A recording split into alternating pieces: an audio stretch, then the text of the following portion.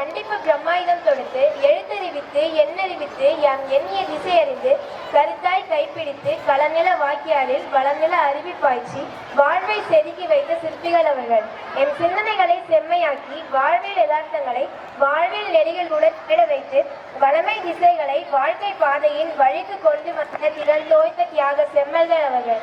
ஆண்டுக்கு ஒரு முறை வந்து போகும் ஆசிய தின நாளில் இணையதள வாழ்த்து செய்தி அனுப்பி வழிகாட்டிய நல்லோரை வாழ்த்துவதில் மட்டும் எம் இதயம் நிறைந்து விடுகிறது எப்போதும்.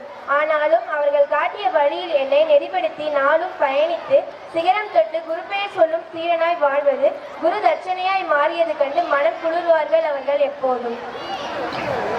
இவ்வுலக வாழ்வில் பெருமையும் செய்து வாழ்வை கடந்து சென்ற ஆசான்களுக்கும் எம் நன்றிகள் பல. நன்றி.